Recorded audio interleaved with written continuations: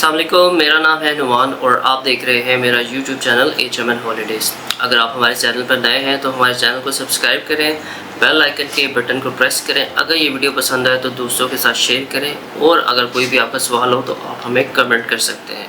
आज जिस वीज़े के बारे में हमने बात करनी है वो दुबई है कि दुबई ने पाकिस्तान की कौन से सिटीज़ हैं जिनको बैन किया हुआ है, क्यों बैन किया हुआ है, कौन कौन से शहर हैं, रीज़न्स क्या है और क्या इसका सलूशन है। तो इसके बारे में जो है आज हमने बात करनी है।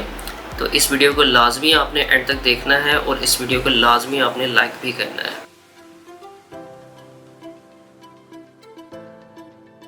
अभी जिन शहरों के मैं नाम लेने लगा हूँ पाकिस्तान के, अगर कोई इनमें से जिनकी place of birth in cities की है, प्लेस ऑफ बर्थ से मुराद यह है कि पासपोर्ट के ऊपर प्लेस ऑफ बर्थ लिखा होता है और जिनकी प्लेस ऑफ बर्थ पासपोर्ट के ऊपर इन सिटीज़ की है, अगर वो बिज़नेस पर दुबई जाना चाहते हैं या यूएई जाना चाहते हैं, शारजाह जाना चाहते हैं तो वो नहीं जा सकते। अगर वो घूमने फिरने के लिए जाना चाहते हैं तब भी नहीं जा सकते। अगर किसी थर्ड पार्टी की एम्बेसी में इंटरव्यू है, जैसा फ़िनलैंड है या बहुत सारी ऐसी कंट्रीज़ एम्बेसीज़ जिनकी एम्बेसीज़ पाकिस्तान में नहीं है, वो दुबई में है, वहाँ जाके अपनी एप्लीकेशन जमा करवाना चाहते हैं तो भी नहीं वो जा सकते। वो कौन कौन से शहर हैं वो मैं आपको अभी बताता हूँ। जो 24 शहर जो यूएई की गवर्नमेंट ने बैन किए हैं पाकिस्तान के शहर, वो नाम ये हैं: एबटाबाद, डेरा गाजी खान, कोयटा, खुशाब, मुजफ्फरगढ़, सरगोदा, अटक, डेरा इस्माइल खान, कसूर, खुरम एजेंसी, नवाबशाह, शेखोपुरा, बाजोड़ एजेंसी, हंगू, कोहाट, लाड़काना, पारा चनार, सकरदू, चकवाल, हुंजा, कोटली, मेहमद एजेंसी, साहिवाल और सक्खर। ये शहर जो है ये यूएई का वीज़ा नहीं ले सकते, चाहे बिज़नेस वीज़ा हो चाहे टूरिस्ट वीज़ा हो। इन सिटीज़ पे जो है यूएई की गवर्नमेंट ने बैन किया हुआ है कि अगर आप वीज़ा एप्लीकेशन की फ़ाइल करेंगे तो यूएई की जो इमिग्रेशन सिस्टम है इन एप्लीकेशन को रिफ्यूज़ कर देगी और आपका वीज़ा रिजेक्ट हो जाएगा। अब क्यों इन शहरों को यूएई की गवर्नमेंट ने बैन किया है, उसकी सबसे बड़ी रीज़न ये है कि इन सिटीज़ के जो लोग हैं सबसे ज़्यादा जो है वो फ्रॉड में मुलविस हैं यूएई के में।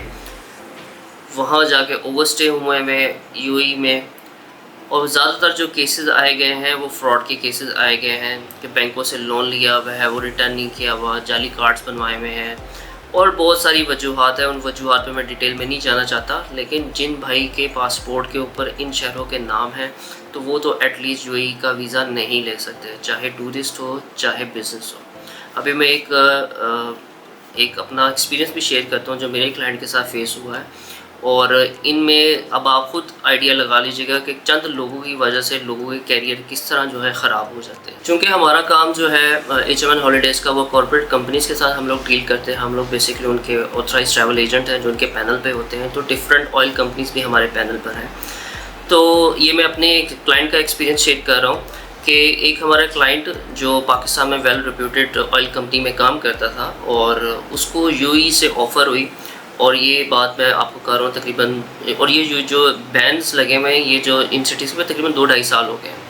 तो 1.5 साल पहले जो है उसको दुबई से ऑफ़र आई, अबू धाबी से आई गैस ऑफ़र आई थी, और उसकी जो पाकिस्तानी हिसाब से अगर सैलरी देखी जाए तो 18 लाख रुपए की सैलरी थी जो उसको पैकेज वहाँ से ऑफ़र हो रहा था।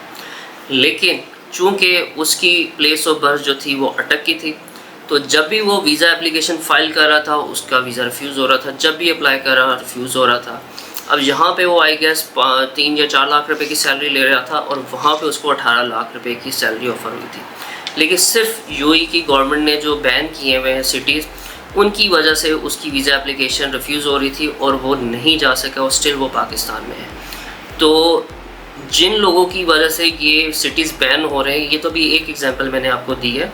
इस तरह बहुत सारी बेशुमार एग्जांपल्स हैं जो लोगों के साथ फेस हो रही हैं और स्टिल होती रहेंगी, कि चंद लोगों की वजह से जो लोग फ्रॉड और इस तरह की गलत एक्टिविटीज़ करते हैं, उनकी वजह से जो जेन्युइन ट्रैवलर होता है, जिनका करियर भी स्टेक पे लगा होता है, वो जो है वो आप लोगों की वजह से जो है, इन लोगों की वजह से जिनकी वजह से बैन लगा हुआ है, सफ़र कर रहे होते हैं। और ज़्यादा सफ़र वही करते हैं क्योंकि जिन्होंने फ्रॉड करना है उन्होंने तो करना ही, उन्होंने तो बाज आना नहीं है, लेकिन उसकी वजह से जो जेन्युइन लोग हैं उनके साथ जो है बहुत ज़्यादा ज़्यादती हो जाती है। ये थी आज की वीडियो रिगार्डिंग यूएई के हवाले से।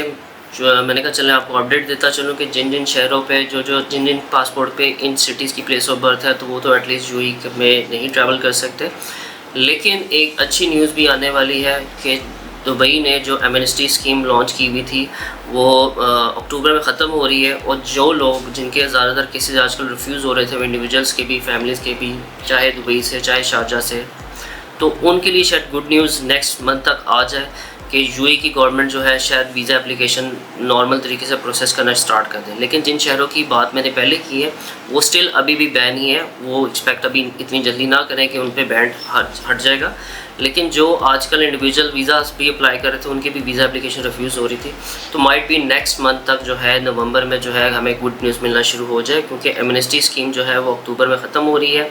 जो यूएई की टेरिटरी में या यूएई में इस टाइम पे इलीगल थे, 2 माह का टाइम दिया था यूएई की गवर्नमेंट ने कि वो अपने टाइम से एग्जिट हो जाएँ, लीगल हो जाएँ, या विदाउट पेनल्टी जो है वो मुल्क छोड़ के चले जाएँ।